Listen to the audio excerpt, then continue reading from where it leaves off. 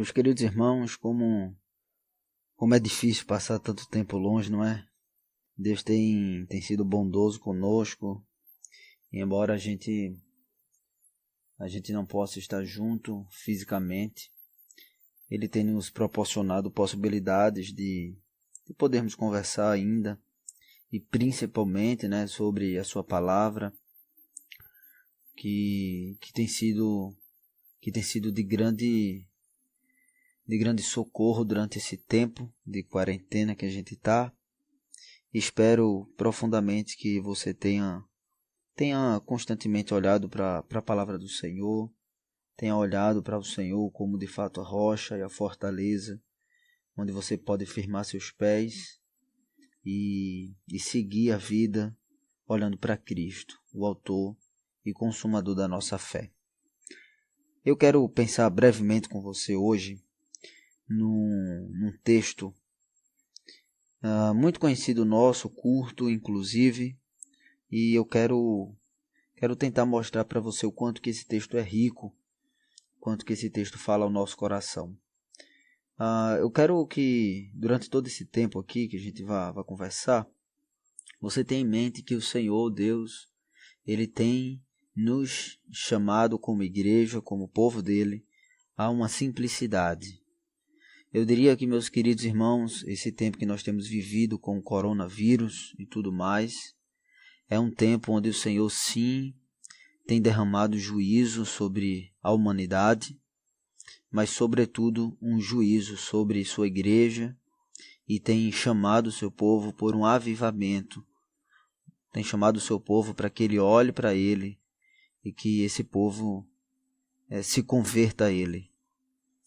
E diante disso, então, eu quero pensar com você que a vida com Deus é uma vida de simplicidade, e é isso que nós estamos experimentando nesses dias. Embora o coronavírus tenha, sim, o papel e a função de trazer juízo, eu também creio, sem sombra de dúvidas, que ele também tem o papel e a função de nos fazer olhar para o Senhor, e ao fazer isso, o Senhor nos mostra o quanto que não precisa de muito para que a gente se aproxime dele, mas precisa de simplicidade e de sinceridade e de Cristo Jesus. É isso que nós precisamos. Diante disso, então, sem mais delongas, quero ler com você Êxodo capítulo 20, verso 13, texto tão conhecido nosso, o sexto mandamento, que diz: não matarás. E aí você pode dizer: Danilo, o que é que isso tem a ver com isso que a gente está vivendo? Eu quero chamar a sua atenção à interpretação desse texto a partir do nosso símbolo de fé, a partir do nosso Catecismo Maior de Westminster. No Catecismo Maior de Westminster, nas perguntas 135 e 136, ele nos mostra e nos dá uma luz do que esse texto ele fala de fato profundamente, até mais do que comumente nós ouvimos. Então veja o que diz a pergunta 135 do Catecismo Maior de Westminster, falando sobre o sexto mandamento: não matarás. Diz o seguinte: quais são os deveres exigidos no sexto mandamento? O que é que o sexto mandamento exige de nós como filhos de Deus? E a resposta é a seguinte: os deveres exigidos no sexto mandamento são todo o cuidado e todos os esforços legítimos para preservar a nossa vida e a de outros. E aqui eu já quero pontuar uma coisa com você. Nós temos, meus queridos, recebido orientações e recomendações das entidades superiores responsáveis pela saúde e tudo mais. E são orientações que visam a promoção do bem comum, visam a promoção da vida, tendo em vista que estamos vivendo num período difícil e a negligência com essas coisas é uma negligência que demanda consequências até piores do que a gente imagina. Então, o que é importante ressaltar aqui é que é nosso dever como como povo, como igreja, obedecer a palavra de Deus e ouvindo as recomendações dessas instituições colocadas por Deus também diante de nós, seguir essas recomendações para que dessa forma nós cumpramos o 6º mandamento, não matarás. Para que a gente não seja leviano nas formas que nós lidamos com as coisas da vida.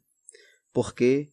Porque uma das coisas que nos é exigida nesse 6º mandamento é exatamente todo o cuidado e todos os esforços legítimos para preservar a nossa vida e a de outros. E isso é requerido por nós. E aí ele trata aqui também sobre outras coisas que não são úteis aqui para o que eu quero pensar com vocês, mas desde já eu quero chamar você a ler, né, essas perguntas que vão ser de grande profundidade para a sua alma. Aqui no final ainda da pergunta 135, nosso catecismo diz o seguinte: confortando e socorrendo os aflitos e protegendo e defendendo os inocentes. Ou seja, além do nosso dever de ter todo o cuidado e todo o esforço para preservar a nossa vida e a de outros, a gente também tem o dever, a partir do não matarás, de confortar e socorrer aqueles que estão aflitos. E olha ao seu redor, no mundo que você está hoje, no contexto que você está hoje, veja o quanto e a quantidade de pessoas que estão aflitas, que estão precisando de proteção, que estão precisando, por causa dessa situação, de orientações acerca de como proceder. Meu querido e minha querida, preste muita atenção aqui. O 6º mandamento é muito mais do que simplesmente aquilo que nós pensamos. Nós precisamos voltar os nossos olhos para aquilo que o Senhor nos chama a fazer como nosso dever.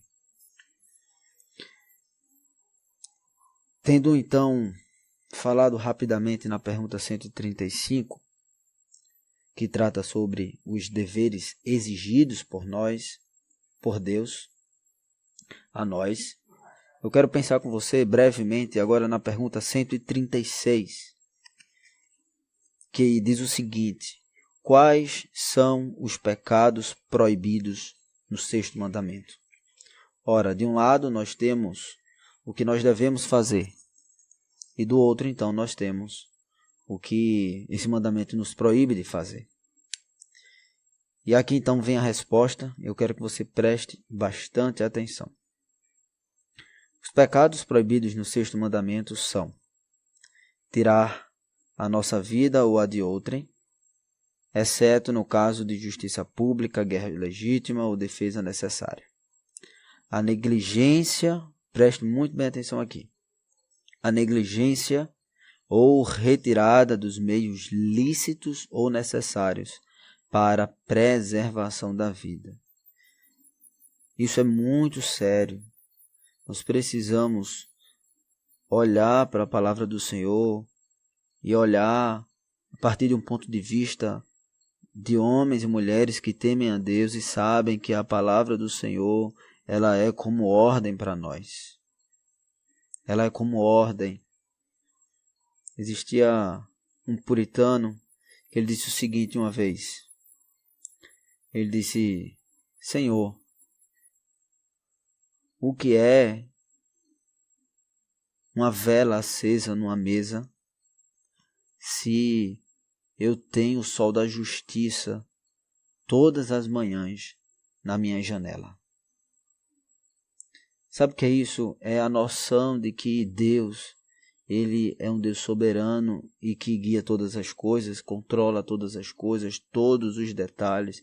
Ele é um Deus grandioso de tal forma que nada do que nós podemos produzir com nossas próprias mãos é perfeito o suficiente. E Deus nos dá direção, nos dá diretrizes na sua palavra, no não matarás, para que nós possamos promover a vida e também não usar de negligência para com os meios necessários de promoção de vida. Eu quero chamar a sua atenção para que você possa pensar sobre isso. Não matarás é mais do que um simples não tirar a vida de alguém. Não matarás também é promover a vida, é tomar os cuidados necessários, no nosso contexto atual, tomar cuidado, passar álcool gel na mão. Meus queridos, são detalhes que o Senhor nos chama a obedecer. E voltando à simplicidade, o que é que eu e você precisamos pensar sobre tudo isso que estamos vivendo? O fato é que quem nos trancou nas nossas casas foi o próprio Deus. Quem me trancou na minha casa, quem trancou você na sua casa, foi Deus, não se engane. Foi Deus quem fez com que nós estivéssemos vivendo esse período agora, é o decreto dele. E aí o que cabe a nós nesse momento é pensar, Deus, o que é que o Senhor quer comunicar, o que é que o Senhor quer falar, o que é que o Senhor quer ensinar a mim. Então nesse íntere, nesse contexto, talvez você possa se perguntar, qual foi a última vez que você fez um culto doméstico antes desse período que a gente está vivendo? Qual foi a última vez que você orou por mais de 10 minutos? Qual foi a última vez que você orou mais de 5 minutos? Qual foi a última vez que você leu a palavra e se debruçou nela e buscou a Deus antes desse período? Qual foi a última vez que você fez jejum e que você orou e que você buscou ansiosamente o Senhor? Nós precisamos voltar à simplicidade. Nós precisamos voltar a olhar para Deus na beleza da sua santidade, por meio e através dos meios ordinários estabelecidos pelo Senhor. Você precisa, meu querido, se voltar para Deus. Não perca a oportunidade, não jogue fora esse período de coronavírus. Volte-se ao Senhor. Mas a ideia de voltar à simplicidade também acarreta, como a gente leu aqui, em não matar, em promover a vida, em tomar os cuidados necessários. Olhe para o próximo também. Deus trancou você na sua família. Quanto tempo você passava com a sua família antes dessa quarentena, desse período? Talvez não seja isso que o Senhor queira falar ao seu coração. Passar mais tempo com a sua família. Maridos, passarem mais tempo com suas esposas e filhos. Esposas, passar mais tempo com seus maridos e filhos. Maridos, participar da vida do lar. Esposas, cuidar do lar como devem. Filhos, olhar para seus pais com mais amor, com mais honra. Ajudá-los, orientá-los. Tomar conta deles. Nós somos chamados, sim, a fazer o esforço necessário para não passar coronavírus a outros, para que nós não firamos o 6º mandamento. Mas, meu querido e minha querida, não esqueça disso. Um esforço ainda maior você precisa fazer, para que as suas famílias, as suas casas e a sua alma não esmoreçam. Para que o Senhor volte a ser aquilo que de fato Ele deve ser, ou talvez nem volte, mas Ele comece a ser aquilo que Ele deve ser na sua vida.